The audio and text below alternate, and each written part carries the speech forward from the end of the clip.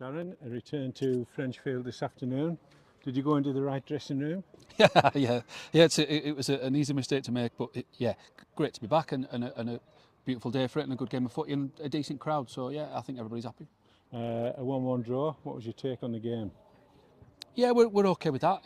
It was never going to be. I don't think one team were going to run away with anything. It was always going to be tight, and they played with a tight knit, deep block, which is always hard to break down, and that's what we did against Queens last week in our first game. So yeah, it was a competitive game and a good pre-season game. You used 22 players again, 60 minutes for the first 11, and then the kids come on and, like last week, acquitted themselves quite well.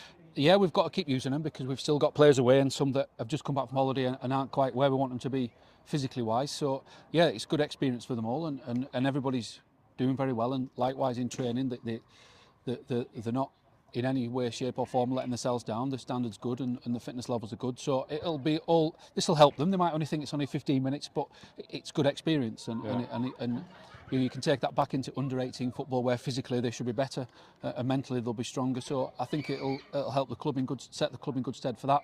We just need to get some more minutes on one or two more key players.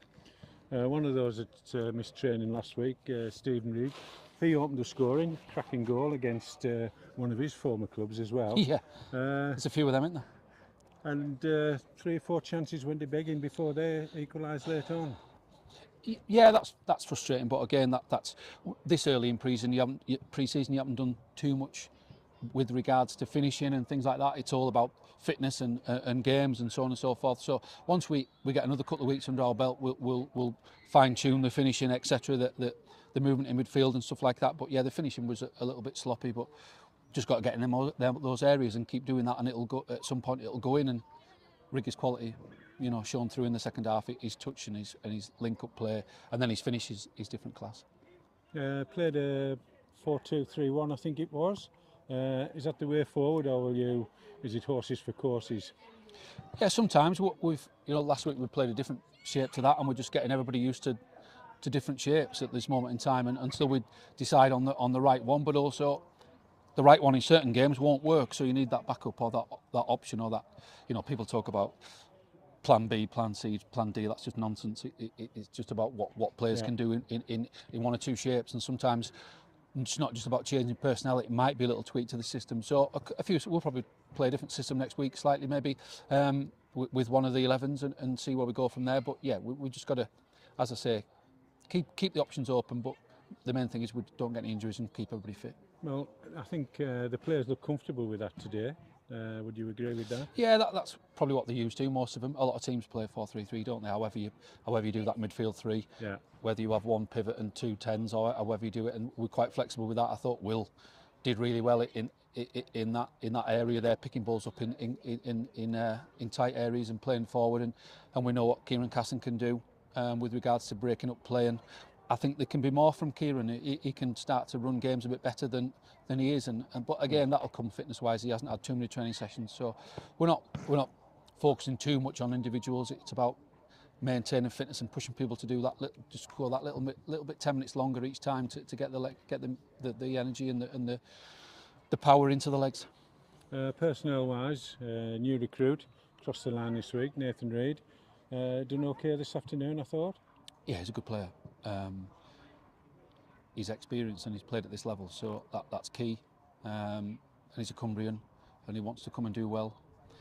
He's still lacking a little bit of fitness. He'll get better, and we're possibly sure that in 1 or 2 movements to receive the ball, he's still a little bit laboured, but he's had few training sessions. But yeah, we're hoping that he will then push Riggy to do even more and be a backup for Riggy.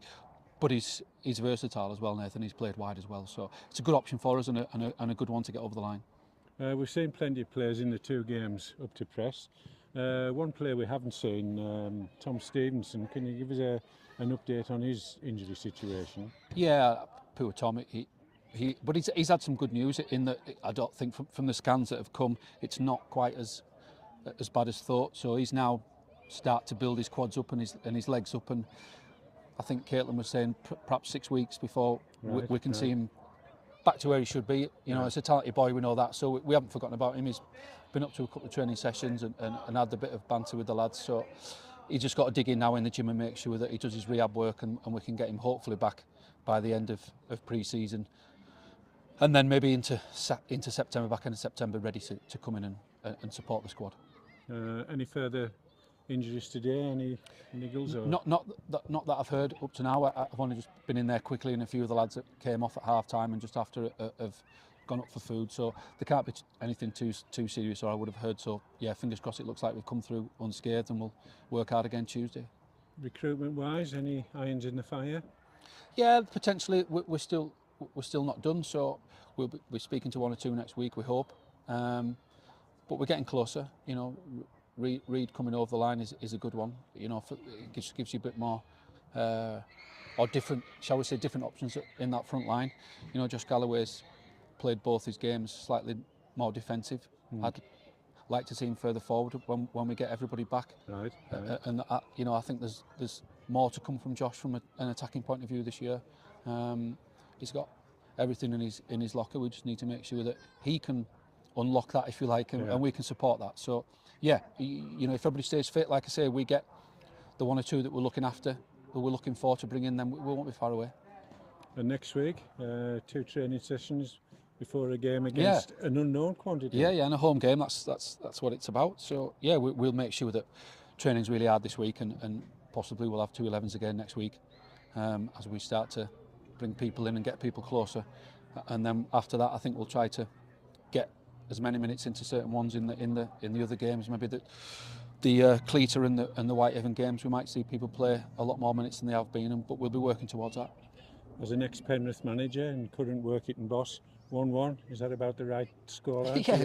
Yeah, I suppose in a way it keeps me happy, but I would have liked to have seen goals from us, but hey, we can't have everything. But yeah, it's been I think for both teams it's been a good afternoon, and no injuries, and everybody will have taken something positive from it. Darren, thanks for your time. Thanks, Stephen. Thank you.